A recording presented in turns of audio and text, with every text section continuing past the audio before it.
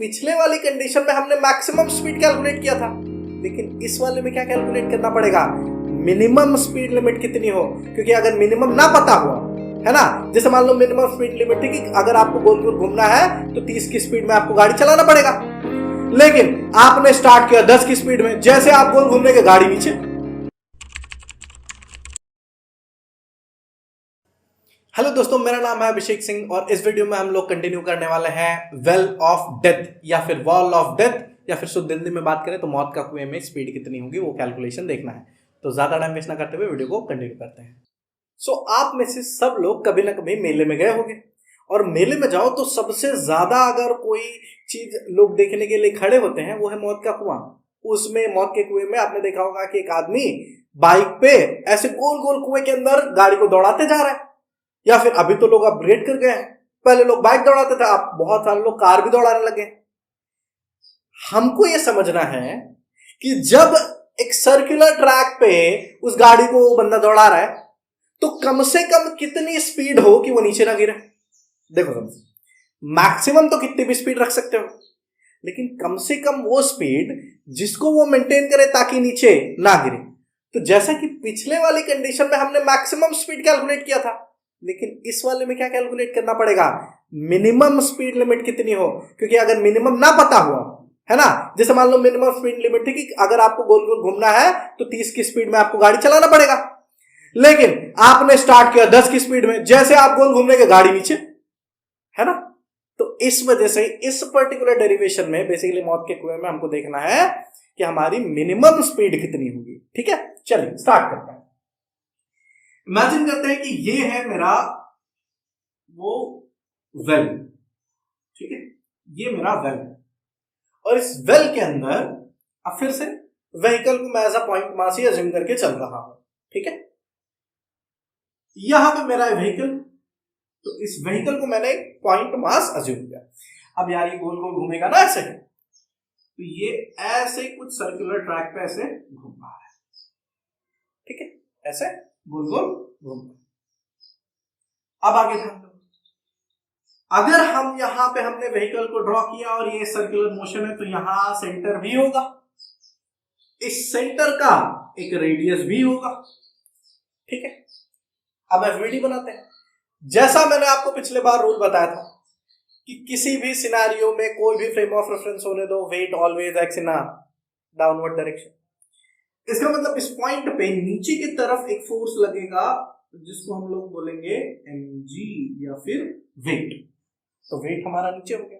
अब देखो, अब यहां पे इंटरेस्टिंग जो आप गलती करोगे, अगर मैं आपसे पूछूं कि नॉर्मल रिएक्शन कहां लगेगा, अब तुरंत गेस करोगे सर नीचे की तरफ mg लगा है, ऊपर की तरफ नॉर्मल रिएक्शन लग जाएगा। बस गलत। रूल मैंने क्या बताया था कि नॉर्मल रिएक्शन हमेशा सरफेस के परपेंडिकुलर होता है। तो भैया सरफेस तो यहां है ना, तो इसका परपेंडिकुलर ये होगा या फिर ये। अगर मेरा वॉल यहां है, ये ब्लैक लाइन मेरी वॉल, तो वॉल का परपेंडिकुलर ये होगा ना, तभी तो 90 डिग्री बनेगा। इसका मतलब जैसे पिछले वाले डेरिवेशन में नॉर्मल रिएक्शन वाई एक्सेस पे लगा था ऊपर की डायरेक्शन में, लेकिन यहां वाई एक्सेस नहीं लगेगा, बल्कि यहां नॉर्मल रिएक्शन ये है सरफेस, और सरफेस के परपेंडिकुलर ऐसा।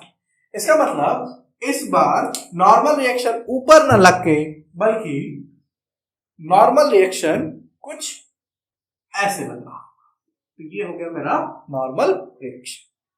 ठीक, अब बात करते हैं, अब दूसरा चीज फ्रिक्शन।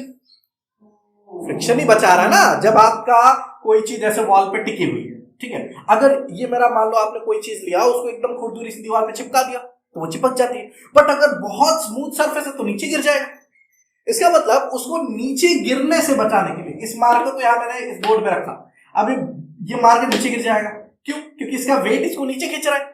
बट अगर इसके वेट को बचाने के लिए ऊपर की तरफ अगर फ्रिक्शन आ जाए तो ये मार्कर यही रह जाएगा, इस मार्कर का वेट नीचे, इसका मतलब इसको बचाने वाला फ्रिक्शन कहां होना चाहिए, ऊपर की डायरेक्शन।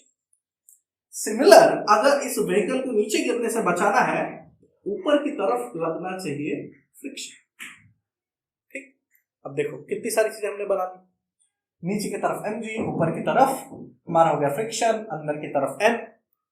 अब फिर से जैसा आप सेंट्रिपिटल से भी सॉल्व कर सकते हो, सेंट्रीफ्यूगल से भी सॉल्व कर सकते हो। ठीक, आप बना दो कि यहां की तरफ सेंट्रीफ्यूगल फोर्स लग रहा है mv²/r। आप बुक देखोगे, बुक ने अंदर की तरफ सेंट्रीपिटल फोर्स लिया है, तो भी आपका आंसर और इक्वेशन सेम ही रहेगा, गड़बड़ नहीं है। जैसा पीछे था वैसे यहां पर भी सॉल्व कर रहे हैं। इसका मतलब ऊपर की तरफ फ्रिक्शन जो हमारे वेट को बचाने वाला है ताकि हमारा वेट नीचे ना गिरे, हमारा जो व्हीकल है, अंदर की तरफ सरफेस के परपेंडिकुलर नॉर्मल रिएक्शन हो गया और बाहर की तरफ mv²/r हो गया। ठीक है, अब आगे कंटिन्यू करो। क्या इस नॉर्मल रिएक्शन को mv²/r बैलेंस कर रहा है? एकदम इजी। ठीक, क्या इस फ्रिक्शन को mg बैलेंस कर रहा है? बेसिकली mg को फ्रिक्शन बैलेंस कर रहा है। अब हम चाहेंगे कि ये जो वेट है वो मैक्सिमम टू मैक्सिमम हो, इसका मतलब फ्रिक्शन भी हमारा मैक्सिमम होगा। तो मैक्सिमम फ्रिक्शन होता क्या है? μs into n is equals to किसके बराबर हो जाएगा? mg के। μs इंटू n किसके बराबर हो जाएगा? mg। लेकिन यहां पे हमने एक इक्वेशन नंबर 1 डाला था, ये हो गया मेरा इक्वेशन नंबर 2। अब ध्यान दो, क्या इस n की वैल्यू mv²/r है? n की वैल्यू क्या है? mv²/r। तो यहां से वैल्यू उठाओ और इक्वेशन नंबर 2 में पुट कर दो। तो इसका मतलब हमारा वैल्यू क्या आया? μs, n के जगह mv²/r इज इक्वल्स टू किसके? mg। m से m कैंसल हो गया, तो बचा क्या? μs v²r is equals to g। r उस साइड चला जाएगा, μs नीचे, μs v² is equals to rg, v² is equals to rg upon μs। तो v is equals to √rg upon μs। अब मुझे बताओ, ये मिनिमम वेलोसिटी है मैक्सिमम? ऑफ कोर्स मिनिमम, क्योंकि ये कम से कम वो स्पीड है कि अगर इतनी स्पीड मेंटेन नहीं करोगे तो आपका व्हीकल नीचे गिर जाएगा। इसका मतलब ये हमारी है मिनिमम वेलोसिटी। अगर मैं नॉर्मल सिनेरियो बताऊं तो हमेशा आपको ये जो वेलोसिटी है ये हमेशा rg अपॉन μs से नहीं तो ज्यादा रखो, क्योंकि ज्यादा कितना भी रख सकते हैं, नहीं तो ज्यादा रखो और नहीं तो बराबर किसके? √rg upon μs।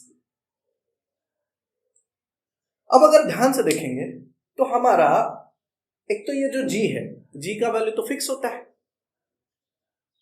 μs क्या है? कोएफिशिएंट ऑफ फ्रिक्शन, और r क्या है? Radius.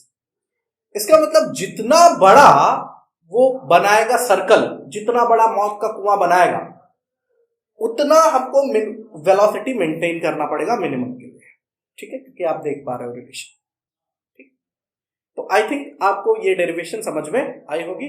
So thanks a lot for watching.